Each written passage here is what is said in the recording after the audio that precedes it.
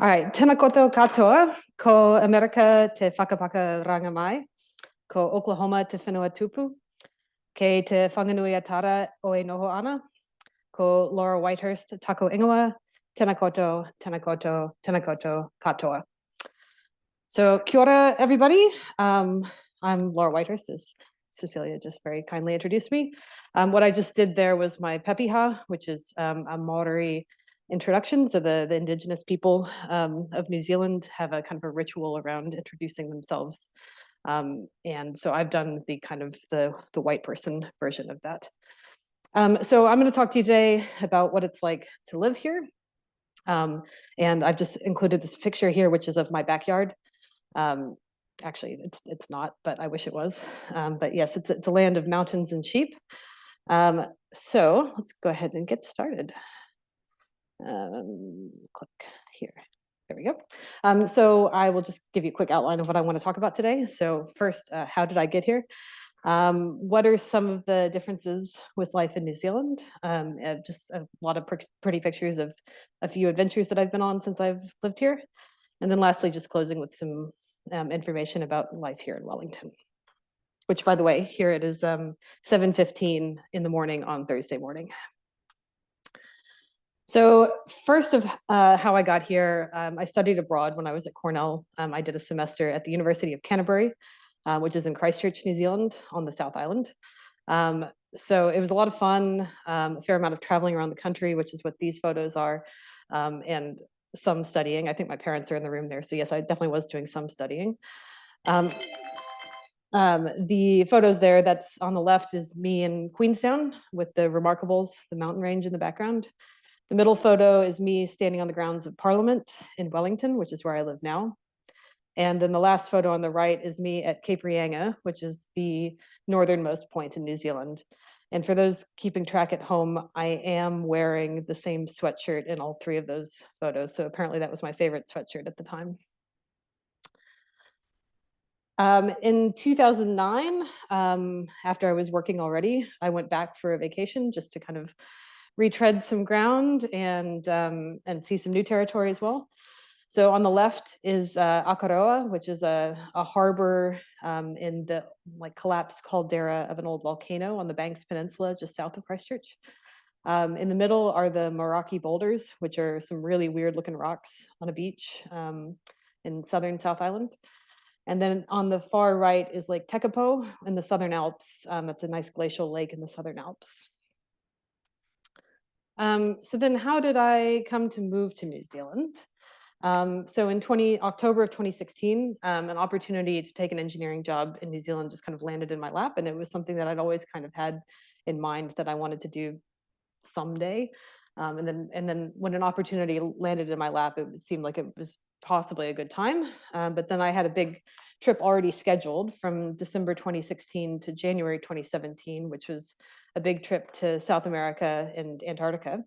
But as I was taking that trip, I was also kind of considering my options on this potential move to New Zealand. And the time away from the US actually kind of gave me a chance to think about what it might be like to not live there. And yeah, that trip is a topic for another presentation. In 2017, March, I settled on the decision and I decided to move. In May of that same year, my work visa was granted. So in June of 2017, I kind of purged my life of a lot of stuff, but what was left, I packed onto a ship, into a shipping container. So this is my apartment in San Francisco, the day they came to move all my stuff.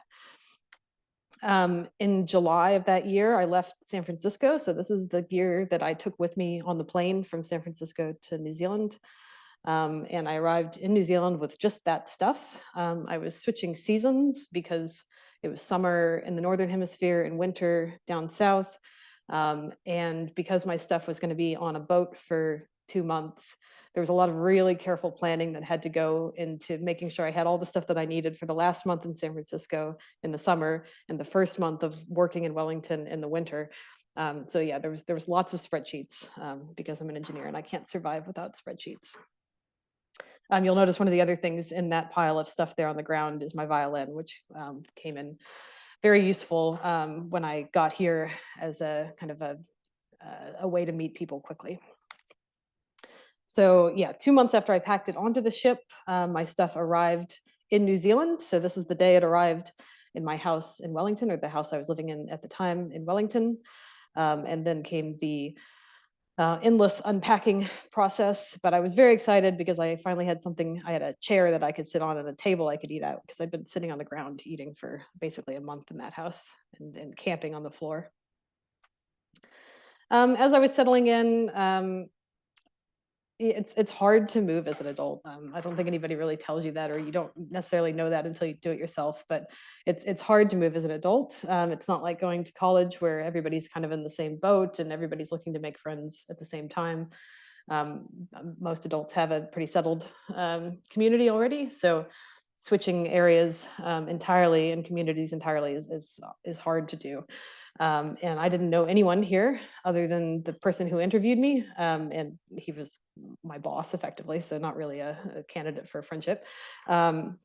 So it was hard to kind of settle in at first, but what I found with the keys for finding a community, for me anyway, was turning up at the same thing over and over and over again.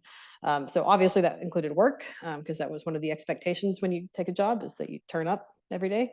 So I made some friends through work, joined an orchestra basically 2 weeks off the plane, and started meeting people through that. And then probably the thing that's created the biggest social circle for me is a pub quiz that I started going to, and then making friends with other people there. And then now I actually end up hosting that quiz 7 years later. And then after a few years and settling in, I picked soccer back up as well. So I've been playing on a club team here. The photo there is none of those things. It's actually one of the trails around Wellington. So Wellington has a nice green belt that basically surrounds it. And there's lots of well-marked, well-signed trails that kind of crisscross that. So I did a fair amount of just kind of wandering around by myself, but luckily Wellington was well equipped to do that. A few upsides and downsides of living overseas, or in New Zealand specifically. So some of the things that are harder, doing your US taxes is a real pain. There's no TurboTax for expats, so I have an accountant, which, yeah, not amazing, but that's always a bit of a pain every year. Watching overseas sports is quite difficult. Certainly we don't get all the broadcasts of American sports that I was used to watching, but even when you do manage to have a feed for whatever sport it is that you want to watch, the time zones are really, really inhospitable. Anything that happens in Europe basically happens in the middle of the night here. So I've certainly had some times watching the Olympics and the World Cup and other things where I've had to get up in the middle of the night to watch certain events, which is not very fun. Getting good Mexican food is not a thing that New Zealand excels at. That's probably one of the physical things that I miss the most about the States, and particularly Oklahoma and California, is the really good Mexican food. So I always gorge on it when I come home. Everyday shopping here, shops generally close around 5 or 5:30 in the evening. So you basically can't do shopping after work. You have to do it during the lunch hour or on the weekend. The one exception to that is like the big grocery stores are open late, but like clothes shopping or like going to get computer stuff or things like that all need to be done during the day. And probably the hardest thing is just seeing family and friends. It's a kind of a minimum 13-hour flight from New Zealand to the US, and then to connect in either country adds extra time. So getting back and forth is not very easy, and particularly during COVID times, it was especially hard because you may or may not be aware, but New Zealand closed its borders effectively for 2-ish years, and it was very, very difficult to get through. There was very limited spots, and you had to do a 2-week quarantine in a hotel and so forth. So during that period, I didn't get to come or go at all. And that was a pretty hard thing, and that was something that I didn't know I was signing up for when I moved here. I always knew that it was going to be hard and I was going to see people less, but I didn't really consider the fact that the borders might shut entirely. But there are a few things that are easier. For instance, doing New Zealand taxes. New Zealand taxes are pretty straightforward compared to American taxes. Most years I don't really have to do anything other than their version of the IRS sends me an email and says, yeah, you owe like $50, go ahead, because they do basically everything just taken out of your paycheck. Getting your driver's license is super easy here. When I transferred my California license a few years ago, I walked in, there was no line. It took 10 minutes and everybody was super friendly. So that's something that's better here. Going to the hospital, it's a socialized medicine here. So going to the hospital is nearly always free and good quality healthcare. So that's definitely a bonus. Voting is quite easy here. We just had a big election in October where our government changed. And when you vote, and I'm allowed to vote as a permanent resident, when you vote, you can vote anywhere in the country. Like you're still voting within your electorate, like you're voting for your person, but you could go to any polling place in the country and just show your number and they'll find you on the rolls and you can vote. And I guess that's one of the things of being a small country that allows you to do that. Flying domestically is really easy. There's no 9/11 style security here. They do make you take your laptop out, but you don't have to take your shoes off. You still go through the old fashioned metal detectors usually. And you can take liquids through. And for some of the smaller flights, you don't even have to go through any security at all. And yeah, we're living in the future here. It's Thursday morning. I can tell you it's a beautiful summer day on Thursday, the 25th of January. So it's quite easy to predict the future. And something that's the same, it's work. The job's basically the same as it was, and they still expect me to turn up every day and work for 8-ish hours. And yeah, some things don't change. A few things that I found odd or different when I moved here. Now they don't seem so odd to me at all, but at the time I found them interesting. All outlets in houses or anywhere really have switches on them. So you plug it into the wall and then you have to turn the outlet on. You have to kind of activate the outlet. That's definitely a trap for people at first. They're like, why isn't my TV working? It's because the switch is off. Most ovens here are convection or fan forced ovens, which is a reduced temperature and time required to cook. It's more efficient, but it's something that you need to be aware of if you're trying to use an American recipe, because you're going to overcook it if you're not aware of it. A stick of butter is apparently a very American unit of measurement. That's not a thing here. Butter comes in blocks.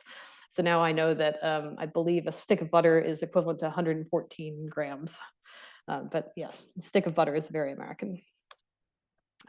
Most, if not all, bathrooms have heated towel racks, which is nice and makes your towel nice and fluffy and warm while you're taking a shower. But the reason it exists is because New Zealand homes don't have amazing ventilation or heating, so otherwise the towels go moldy. A lot of people have dish drawers instead of dishwashers, so just interesting little difference in appliances. Rent is by the week, not by the month, which makes actually a certain amount of sense because there's always the same number of days in a week, not necessarily in a month. This is annoying. Light bulbs have at least 3 different formats in terms of kind of how they attach into the fixture. And you never know which one it is until you take it out, unscrew it. So you have to have like a whole suite of different types of light bulbs in your house to replace them.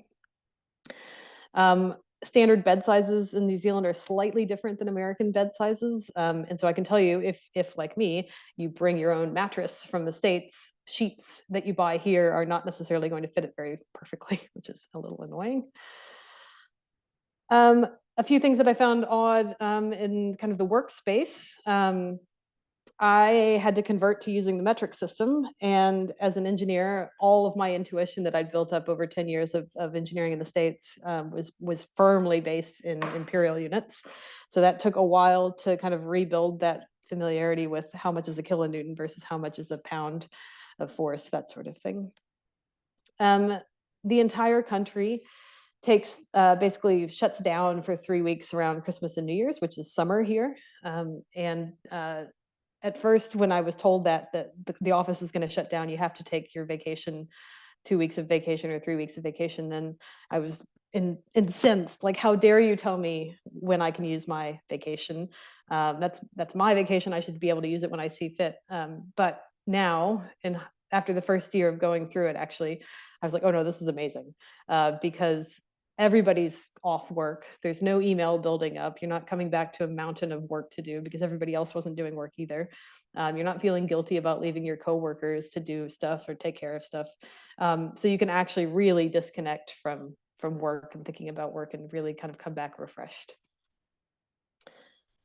Most people stop for morning tea for a little bit in the morning. A lot of offices will have traditions around that. So in our office, there's always cheese and crackers out, and there's a physical copy of the paper with a quiz in it. So we always do the quiz at 10:45 every morning, and keep statistics on the quiz. There's a lot of different terms for the same thing at work. There's just a few that I had to learn when I got here. So it's the same concept as in the States, but they're using a different term for it. So like instead of a bid, they would say a tender. Instead of rebar, they might say a Rio. This is all engineering stuff. Blocking, like the stuff in stud walls, they would say nogs or dwangs, which I find a hilarious word. Curb, they might say curb, but with a K and an E, or a bund or a nib. An elevator is a lift. A chair rail that kind of runs around, like kind of chair height on a wall. Here they would call it a dado. Anyway, there's a whole bunch of these, and I had to make a glossary for myself to kind of keep track of all these new words. And after I made that, I was like, well, this is a shame. I kind of know all these words now. So then the next time an American moved down here, I was like, here's a primer. You read this, and this will save you at least a couple weeks of not understanding what's going on around you. And then kind of out and about, everything here is basically cashless. And I barely ever use cash. I have some in my wallet just in case, but I don't ever use it. Contactless payment, PayWave, was already very firmly established here in 2017. So that was well ahead of kind of when that came through in the States, from my understanding. If you order a milkshake here, you're just going to get some flavored milk. So what you're actually after is a thick shake. The corner store, the bodega, is always a dairy here. That's what they call it. Bottomless drip coffee is not a thing here. Like if you go to a restaurant and order coffee, you're going to get some sort of an espresso drink. So barista coffee is everywhere here. But the names are all different for things. So the most popular one is probably a flat white, which is kind of a less milky latte. Or you might get a long black, which is a shot of espresso with some extra hot water to dilute it. And there's a whole suite of these names. Footy could mean rugby or rugby league or soccer or Australian rules football. So somebody talking about footy, you're just gonna have to pick it up from context, what they're talking about. Food names often use the British words. So for example, courgette instead of zucchini, or aubergine instead of eggplant. And if you said eggplant or zucchini, they would certainly understand you, but you need to know what the other word is in case you're reading a menu. And the music notes, this one really threw me for a loop. Music notes use the British words, and I didn't even know there was another system. But for example, this is for the note duration. So instead of what we would say a half note, the word here is a minim, or instead of a quarter note, they would say a crotchet, and an eighth note is a quaver. Anyway, so there's no logic to them, the way ours is a nice little base 4 system. But you get used to it after a while, but it did take quite a while. Here's a few adventures that I've gone on in the last few years. So this year was the Women's World Cup here in Australia and New Zealand. And so I was fortunate enough to go to 9 games here in Wellington. That was all the games that they had in Wellington. And I also flew up to Auckland for 2 games as well. I got to see the US women's team play twice, once in Wellington and once in Auckland. And just coincidentally, we were lucky enough to see the eventual winners, Spain, 4 times. 3 times in Wellington and once in Auckland. So actually both of these photos here are games that Spain was playing in. So that was pretty exciting. The one on the left there is a nice sunny day, but actually most of them were pretty cold and at night. My parents came down from the States there, you can see there. And we had to bundle up quite a lot. There was some pretty cold nights at that stadium, which was all outdoors and not covered in the middle of winter, because it was July, which is the middle of winter here. A few outdoors adventures. This is just kind of a smattering.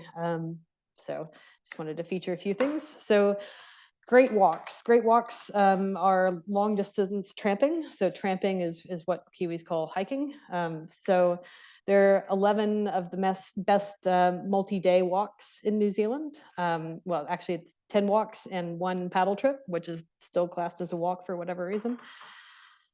The tracks are well maintained. There's huts that are spaced at kind of reasonable distances. The huts have bunks, mattresses, running water. It's not treated, but there's running water. Sometimes they have gas stoves to cook on, or you can camp. You can bring your tent and your own gear and camp.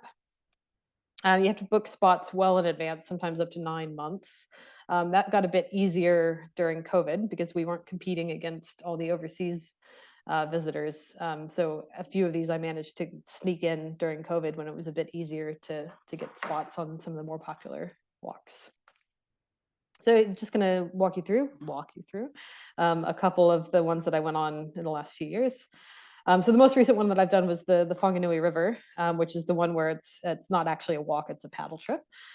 So we did 5 days of paddling and 4 nights of camping.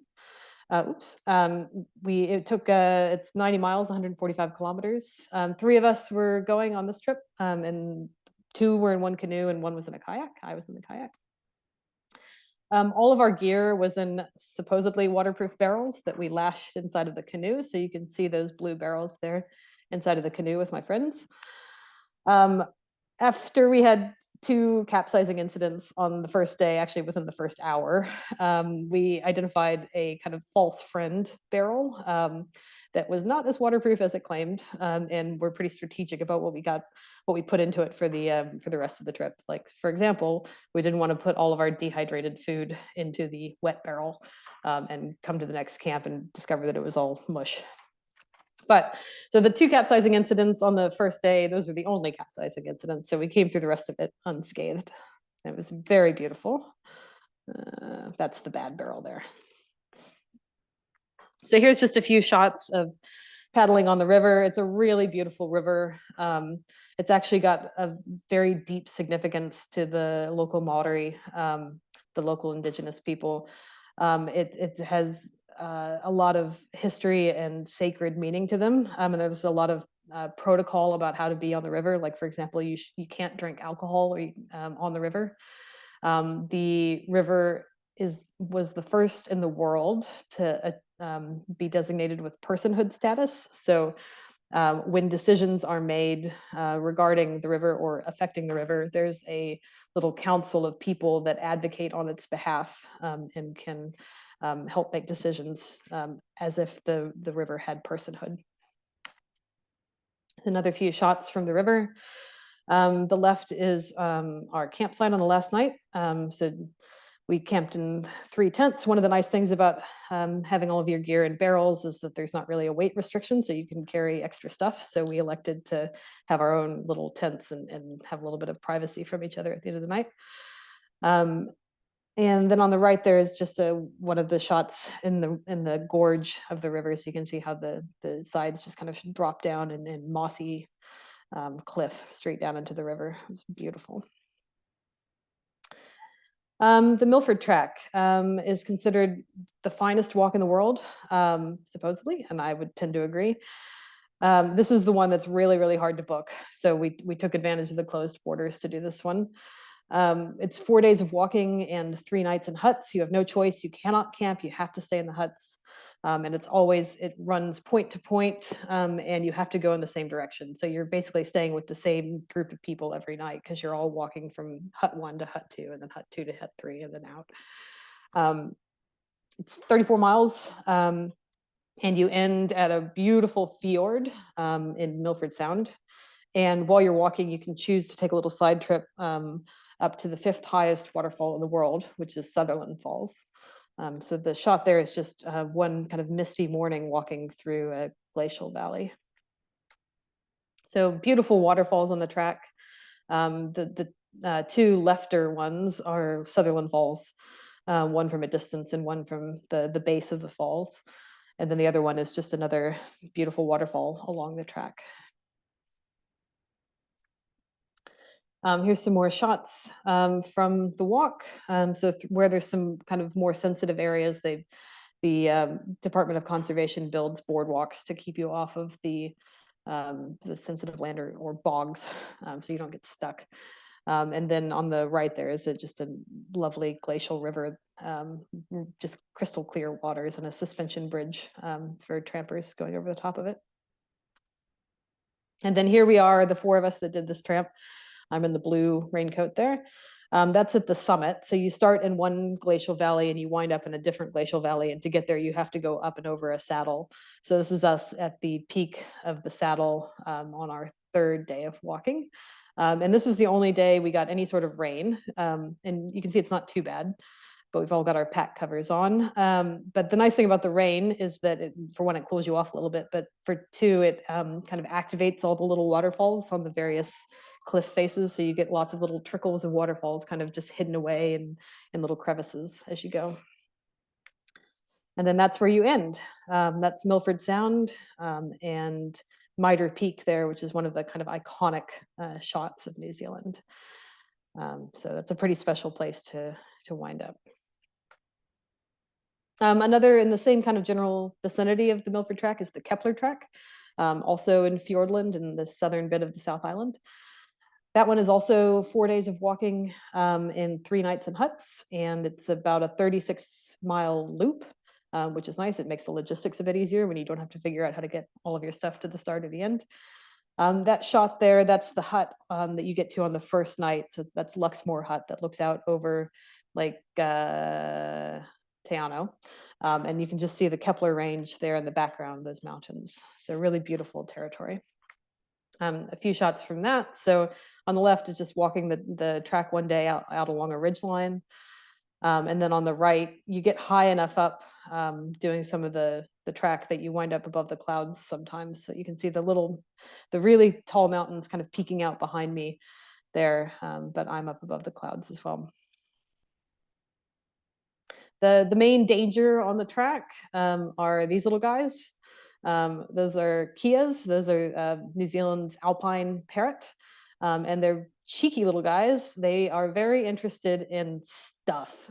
And for instance, your pack, if you set your pack down to go do a little side trip or go relieve yourself, you make sure that you have somebody watching your stuff, because these guys will swoop in and kind of gallop up to your pack and try to pick stuff off of it if you're not careful. But they're very cute.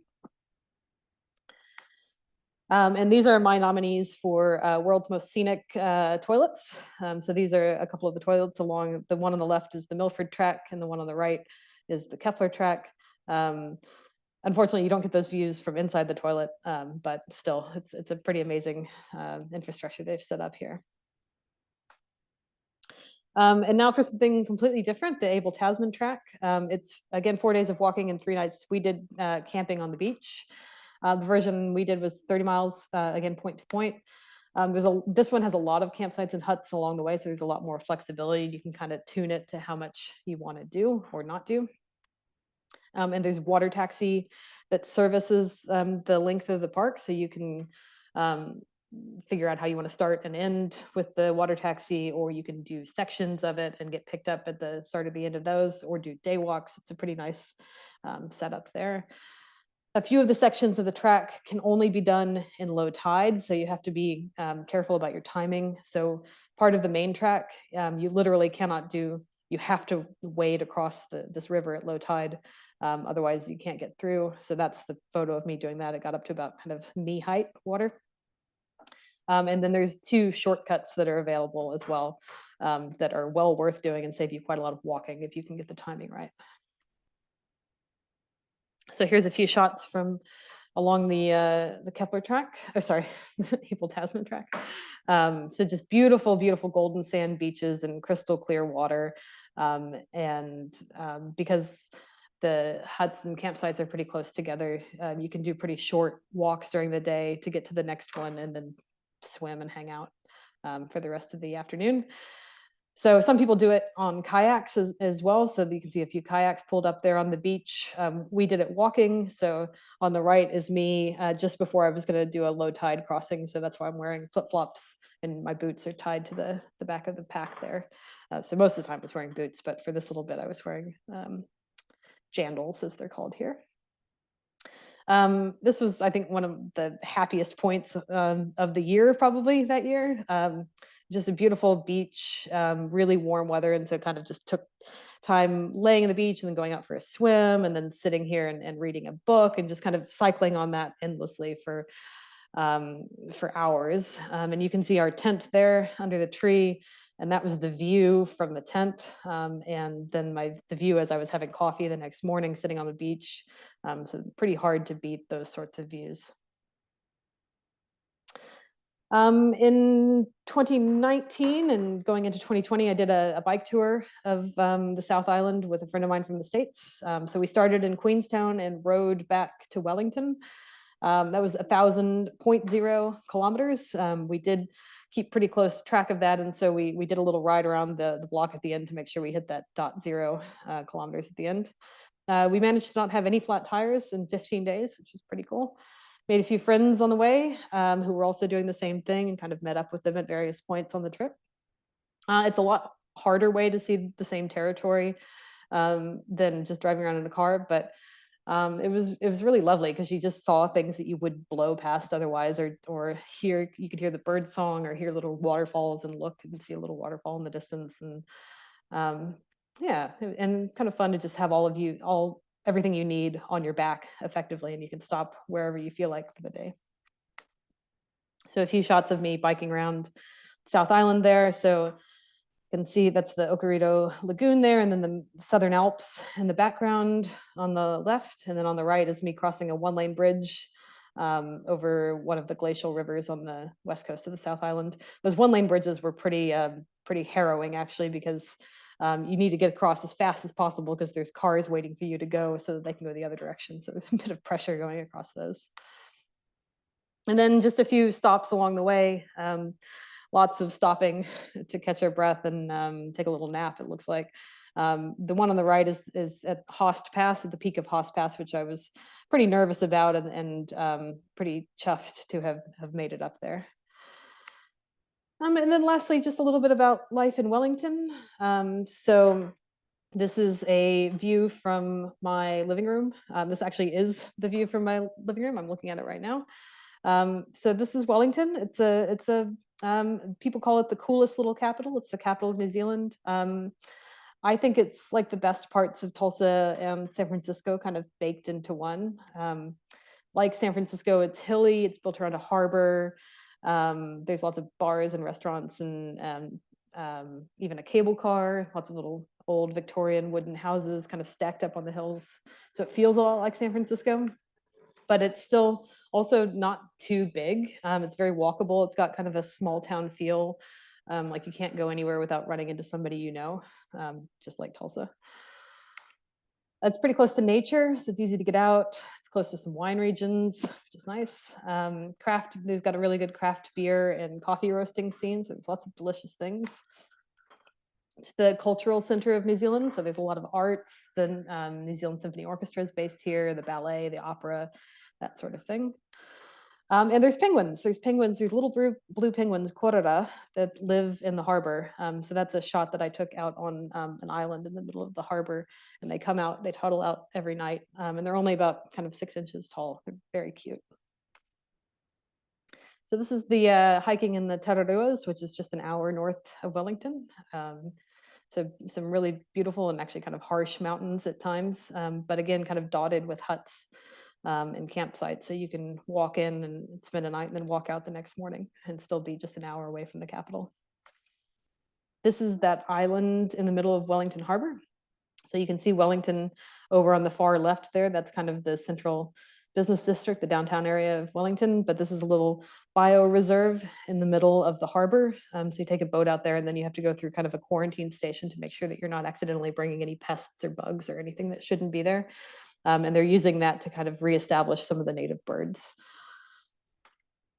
One of the things I do every year here is a Thanksgiving dinner. Thanksgiving is, I think, my favorite holiday. It's just a really lovely way to gather with friends and family.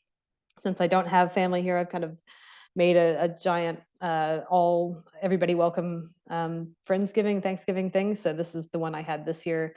It's spring. You can see all the foliage outside, which feels a little weird, but it's good because I can open up my back deck and invite people out there and create a bit more space. I don't usually do a turkey because they're hard to find here and I have a tiny oven, but I do some chickens and I do kind of some of the usual sides. So you can see the green bean dish there and cornbread and that sort of thing. And when I go back to the States, I always get a can of the like jellied cranberry sauce to bring back. And just a few things that are a few other things that are different. So on the left, that's a New Zealand traffic jam. So driving around the roads in anywhere in New Zealand, you could encounter this, where you just have to sit and wait until the flock of sheep crosses the road and goes to the other paddock.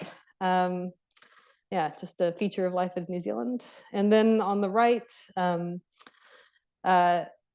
stars, obviously there's stars here, but you're not going to see the Northern Hemisphere constellations as much. So some of the ones that are you can't see at all are things like the Big Dipper, just too far north. And Dad, you can give a little lecture on this later if you'd like. So the Big Dipper is too far north, Little Dipper, etc. Cassiopeia, so some of the kind of more familiar constellations you don't see at all in the southern sky. Some of the ones that are more equatorial you can see, like all of the zodiac ones you can see. And Orion is really visible here, but he's upside down because we're looking at him from the other direction. So he's kind of standing on his head and swords sticking straight up in the air, which is a bit weird. And there's some constellations that you can see here, but you can't really see in the Northern Hemisphere. Like for instance, where's my mouse? Yes, this is the Southern Cross here. So this is a really classic, really important constellation in the Southern Hemisphere that features on a lot of flags of countries and a lot of imagery, including the flag of New Zealand. So that's all I've got for you. Then I'm open to questions now.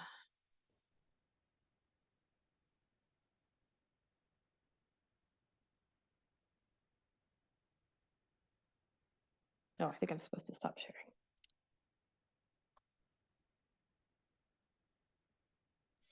Okay. And I need to start the video too, is that right? Okay. This has been wonderful. George. Any encounters with the Maori? Any encounters with the Maori? Oh yeah. There's lots of Maori living, especially on the North Island. There's lots of communities. There's some that still speak Maori as a first language. But yeah, there's still quite a few. And I think there's no full-blooded Maori anymore, but lots of people have Maori ancestry. There are no full-blooded? There haven't been for probably 100 years now, I think. Yeah. Wow. Okay. Which island is Wellington on? It's at the very bottom of the North Island. So it's kind of the crossing point between the two islands. So there's a ferry service that runs between them. Oh, okay. And we have one question on, where'd it go? Wanting to know if you've retained your U.S. citizenship. Yep, I have. I'm still a U.S. citizen, which is why I still have to pay my U.S. taxes. So I'm a permanent resident of New Zealand and I'm a citizen of the U.S., but I get to vote both places. So that's kind of cool. So you are a citizen of New Zealand also? No, I'm a permanent resident, but they let permanent residents vote here. It's interesting, really interesting. Okay. Anyone else have a question? Watching it, were those all on the southern island? Say that one more time. The walks. The walks. Oh, the walks. Were the walks all on the southern island? Yes. So the two in Fiordland, so Kepler and Milford, those were at the kind of the bottom of the South Island. Abel Tasman is up at the top of the South Island, and the Whanganui River is in kind of in the middle of the North Island. many people here who have been to New Zealand? Oh, quite a few. Very cool. Anybody else have any other questions? Do you plan to stay there forever? She wants to know if you plan to stay there forever. Is that my mom who asked that question? Yeah, I don't have any plans to come back at this point. I'm pretty settled here. It's a pretty great place to live. Well, I understand you're going to be here not next month, the month after next. Yeah, I'm coming back. I'm speaking at a conference in Texas, so somebody else is paying for my flights to come back, at least as far as San Antonio. So then I'm going to hop up to Tulsa for a few weeks. Nice. There's a question. Did you ever see the place where the Lord of the Rings was filmed? Some of them, yeah, it was filmed all over the place. So basically all of New Zealand is the set for Lord of the Rings. So Mount Doom is Mount Norahui, which is in the middle of the North Island. So I've hiked on the Say slopes those of words that. more slowly. Say the music. Oh, yes. Yeah, so Mount Doom, the volcano, Yeah. where they toss the ring in. Yep. That's Mount Norahui, which is in the middle of the North Island. And I've hiked on the slopes of that. And let's see, there's sites even here, literally in the park behind my house, like the scene at the beginning of the first movie where the hobbits are kind of walking along the track, and then they suddenly realize that the like wraiths are chasing them, and they kind of duck under the overhang of the track. That little overhang is just in the park behind my house. Really? Yeah. That's cool. What kind of engineering do you do? I'm a structural engineer. So a lot of my focus is on seismic strengthening. So one of the jobs that I've got working on here is retrofitting their symphony hall, which is built 100 and some odd years ago. So we're lifting it up, putting on new foundations and putting it on base isolators to basically separate it from the ground so that it can just kind of roll around on top of the ground in an earthquake. Because of earthquakes? Yeah, lots of earthquakes here. There was one last night, actually, little one. Yeah. Have you been there since they've had any major ones?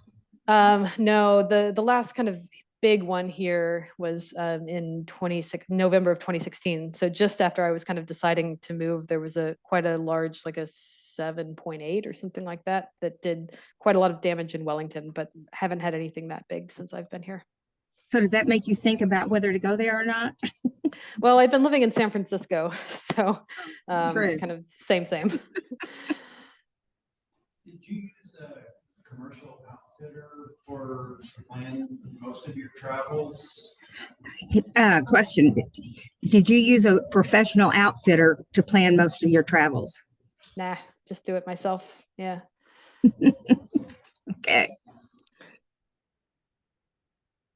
She's playing in an orchestra again. Are you playing in an orchestra again? Yeah, I've played in a couple different orchestras around town. The one that I play in most regularly is just kind of an amateur orchestra. And it's just people who do other things during the day and then come together once a week in the evenings on Tuesday nights and rehearse for a few hours and then perform a concert once every 3 months or so. That is a good way for you to have met people, I'm sure. Yeah, common language and all that. Yeah. Well, it sounds like not quite a common language, though. Yeah, exactly. Until they're like, at this minimum, we want you to do this. I'm like, what's a minimum? I mean, like, what'd you say a half note is? A minimum, yeah. A minimum. Yeah, minimum. Yeah, that's intuitive. Yeah. Yeah. Anybody else? This is fascinating. I would love to come to New Zealand sometime. My parents ranked it as one of their it may have been the most favorite country. That and Norway were their two favorite countries. Yeah, it's really beautiful. The borders are open, so please come back, come down here. That's true. You couldn't come for quite a while. Yeah. With what happens back. How do you keep up with what happens back home? I mean, in the internet age, it's pretty easy to keep an eye on the newspapers and news back home, and then I do FaceTime chat with my family every weekend. So that's basically how I do it between trips. So Cecilia, you can tell us all your secrets? I don't tell her the secrets either. Oh, okay. All right. But Question, do you have a spare bedroom? I do. And what's that address? Yeah, as long as you come with a bottle of American whiskey, you're welcome. So did you buy a house or you rented? Yeah, kind of complicated. I rented, and then I'm living with my partner now, who owns his house. Who owns a house? Okay, Yeah, yeah. nice. Anything else? Yes. I have a silly question. Oh, silly questions are great. You ever watch any of the Maori TV shows? Do you ever watch any of the Maori TV shows? There's not a lot that are kind of purely Maori. They do have a Maori TV channel where all the content is in te reo, in the language. What's the name of the language? Te reo, T-E-R-E-A, those are R-E-O. Te reo, it just means basically the language, or you can say Maori. I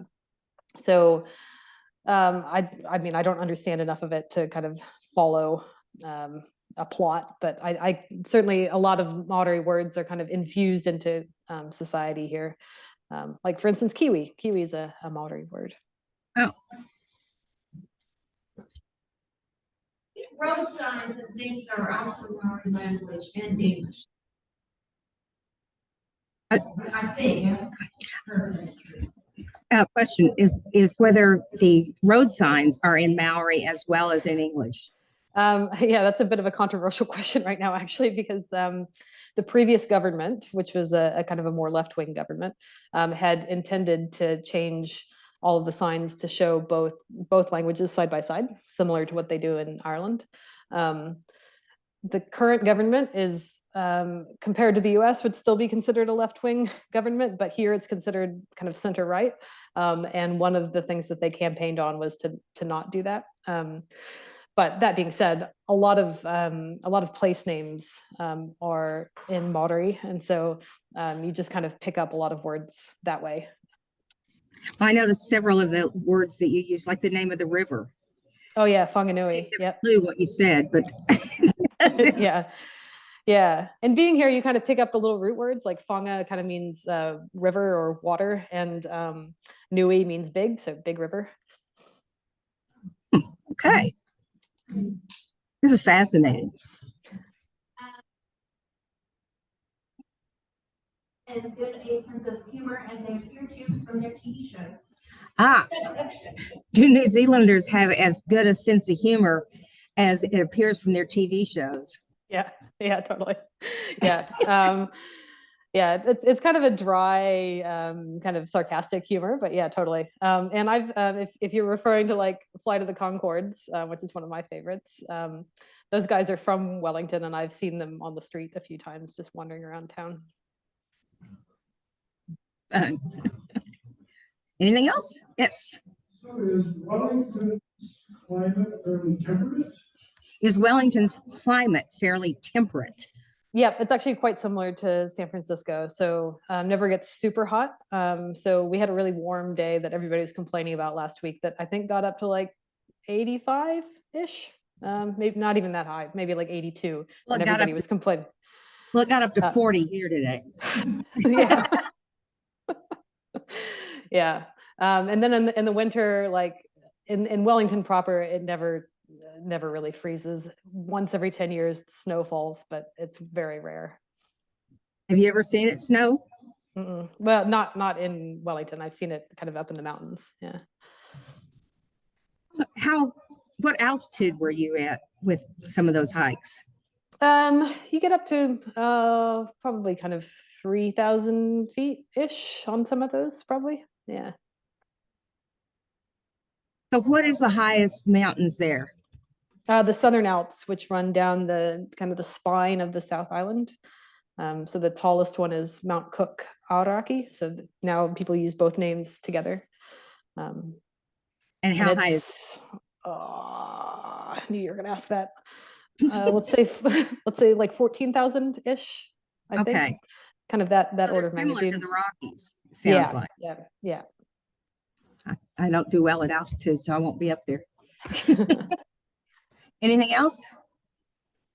This has been fascinating, and it's wonderful. I love the technology that we can actually be talking to you live from the other side of the world. Really cool. And it's Yeah. probably time for you to go to work, isn't it? Yeah, it is actually. It's 8 o'clock now, so time to go to work. Well, thank you, thank you, thank you. It was wonderful. Thank you.